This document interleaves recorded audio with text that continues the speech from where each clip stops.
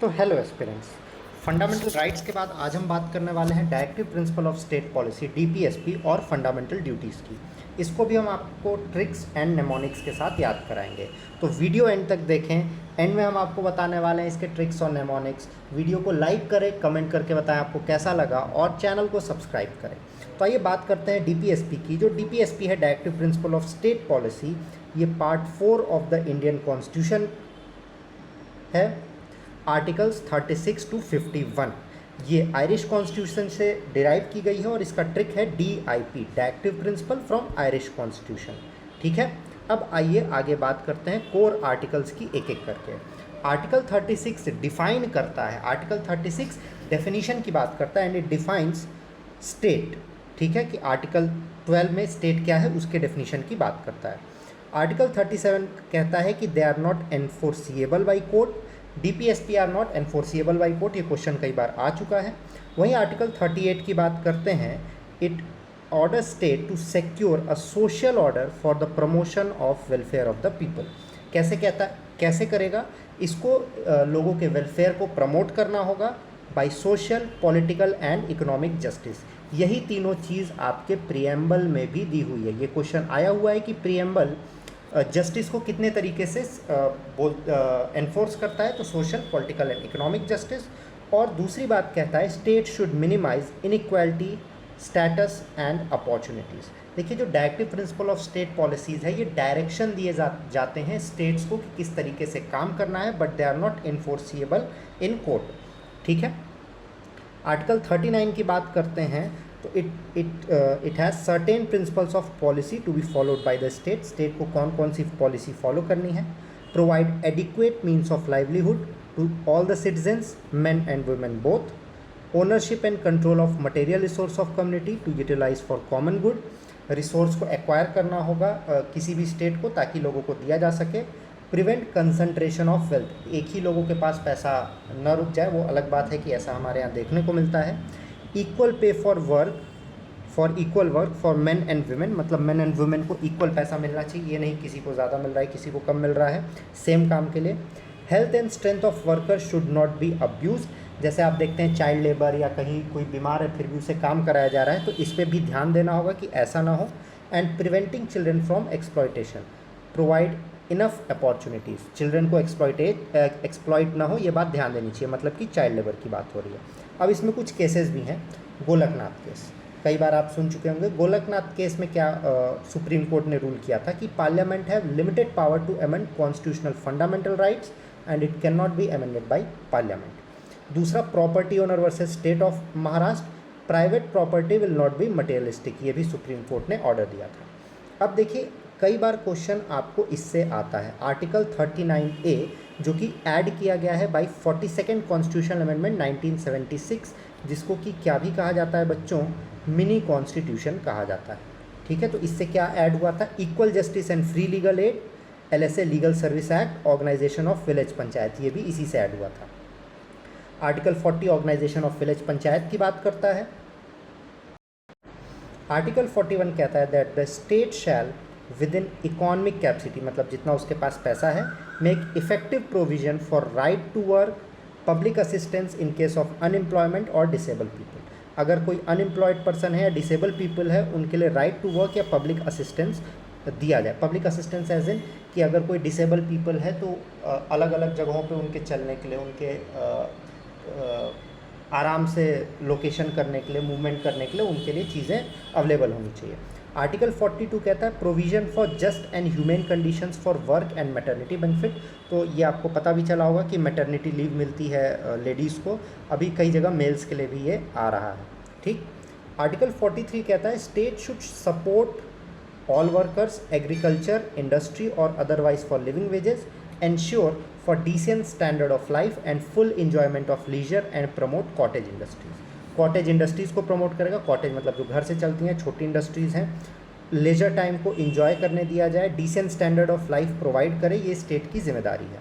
Article 43A भी 42nd constitutional amendment से add हुआ था ये कहता है participation of worker in management of industry. किसी भी इंडस्ट्री में जो वर्कर्स काम कर रहे हैं, आप पहले के समय देखे होंगे यूनियंस होती थी, तो ये कह रहा है कि वो सिर्फ काम करने के लिए नहीं आए हैं, मैनेज कैसे करना है उसमें भी उनका पार्टिसिपेशन रहे, मतलब उनसे भी राय ली जाए। फिर article 43B 97th constitutional amendment 2011 से आया था, promotion of cooperative society. Cooperative society के बारे में आपको फंडामेंटल राइट्स में बताया गया है। फिर आर्टिकल 44 बहुत इंपॉर्टेंट है, कई बार क्वेश्चन आया हुआ है, यूनिफॉर्म सिविल कोड UCC। ये पर्सनल और लाइफ रिलेटेड मैटर में टैक्स रिबेट देता है, ठीक है। चैलेंजेस क्या है, रिलीजियस फ्रीडम, इससे एक बार दिक्कत हुई थी कि यूनिफॉर्म सिविल कोड रखेंगे तो रिलीजियस मैटर्स में दिक्कत हो सकती है, अभी साउथ में एक प्रॉब्लम चल भी रही थी। बेनिफिट क्या है इसका, सेक्युलरिज्म को प्रमोट करता है, जेंडर इक्वालिटी और नेशनल इंटीग्रेशन को प्रमोट करता है। आर्टिकल 45 86 कॉन्स्टिट्यूशनल अमेंडमेंट एक्ट 2002 से आया था। ये कहता है state will provide early childhood care and education to all children till age of 6। देखिए 6 तक की बात हो रही है, 0 से 6 तक। ये 86 कॉन्स्टिट्यूशनल अमेंडमेंट से आया था। अमेंडमेंट्स बच्चों ज़रूर याद रखिएगा, क्योंकि अमेंडमेंट्स आपके लिए आएगा। और जो भी लोग इसको देख रहे हैं एज फर्स्ट सोर्स, देखिए कुछ टॉपिक्स के लिए फर्स्ट सोर्स है, बट बेसिकली हम रिविजन्स की बात कर रहे हैं, आप फर्स्ट सोर्स की तरह भी इसे यूज़ कर सकते हैं, ठीक है। आर्टिकल 46 की बात करते हैं तो promotion of education and economic interest for SC ST and weaker sections. Article 47 duty of state to raise nutritional level, standard of living and public health and prohibition of intoxicating drink and drugs, ठीक है, इन दोनों की बात करता है। Article 48 organisation of scientific agriculture and animal husbandry, prohibition of slaughter of cow calves and other milk animals. तो ये वाराणसी में योगी जी ने कराया था, आपको पता चला होगा अगर। 48A जो है 42nd अमेंडमेंट्स एक्ट से आया था, protection of environment and wild life. 42nd amendment act से टोटल 3 लोग fundamental directive principle of state policy में ऐड हुए थे। आर्टिकल 49 कहता है protection of monument places and objects of national importance. Article 50 separation of judiciary from executive, ये कई बार पूछा गया है, separation of judiciary from executive कौन सा आर्टिकल कहता है, ठीक है। And last 51 promote international piece and security, maintain just and honourable relation between nations, respect international law and treaty, encourage settlement of dispute with arbitration. तो पूरी DPSP socialist है।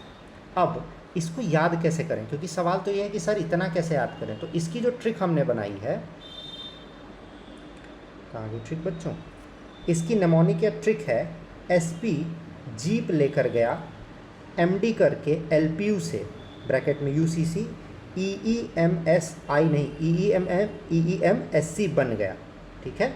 तो SP से स्टेट प्रिंसिपल, SP से state principal, ये कौन सा article हो जाएगा, 36 हो जाएगा। फिर jeep justice legal equal pay, justice या लीगल कॉमा इक्वल पे और पंचायत, ठीक है।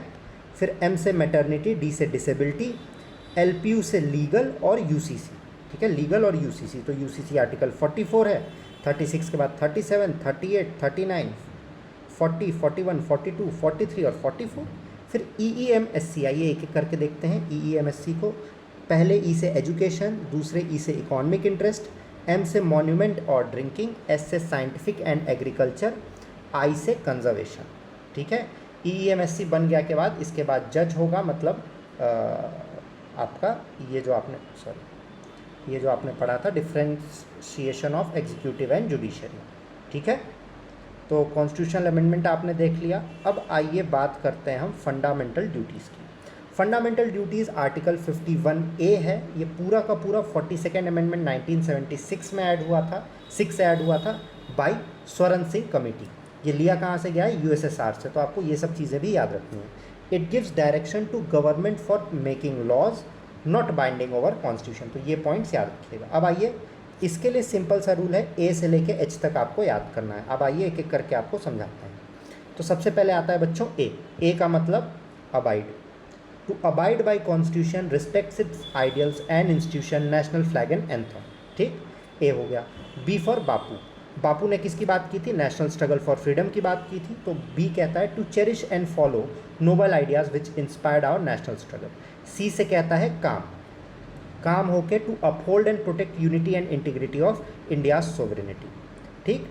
फिर अगला आता है ABC के बाद D का मतलब हो जाता है defend, to defend country and render national service. फिर ई से आता है इको फ्रेंडली, इको फ्रेंडली मतलब हारमोनी को प्रमोट करना है, ठीक है। फिर एफ से आता है फीमेल, फीमेल रिनाउंस डेरोगेटरी, यहाँ renounce practice against women, female से वुमेन हो गया, विच आर डेरोगेटरी। फिर जी आता है बच्चों, जी से आता है रिच कल्चरल हेरिटेज, ठीक है। जी से आपको यहाँ देखना होगा, जी से protect environmental right, G for go green जो 42nd ए में आता है, और एच से हेरिटेज हो जाएगा, एच से हेरिटेज ये थोड़ा क्रॉस में है, इसको रुकिए हम सही कर दें, जी एच थोड़ा सा उल्टा है, G go green environmental rights H के लिए है, और एच वाला है preserve rich and cultural heritage, ठीक है। फिर के से आता है नॉलेज, एच आई नीचे आएगा आपका, नॉलेज से डेवलप साइंटिफिक टेम्पर। फिर आई से आएगा inside to safeguard public property and abjure violence, और जे से jump parents and their children to school age 6 to 14 जो कि 86 कॉन्स्टिट्यूशनल अमेंडमेंट एक्ट से आया था। तो ये सेम चीज़ 86 कॉन्स्टिट्यूशनल अमेंडमेंट एक्ट से जो आया 6 to 14 फंडामेंटल ड्यूटीज़ में, ये सेम चीज़ आपके DPSP में भी आई थी, पर वहाँ पे इस बात क्या की गई 0 से 6 ईयर्स। तो यहाँ पे ख़त्म होता है बच्चों आपका DPSP और फंडामेंटल ड्यूटीज़, ठीक है। मिलते हैं आपसे अगले वीडियो में, पूरी कंप्लीट प्लेलिस्ट आपके लिए पड़ी हुई है, जाके उसको ज़रूर देखिएगा। वीडियो को लाइक शेयर सब्सक्राइब करिए और कमेंट करके बताइए आपको कैसा लगा।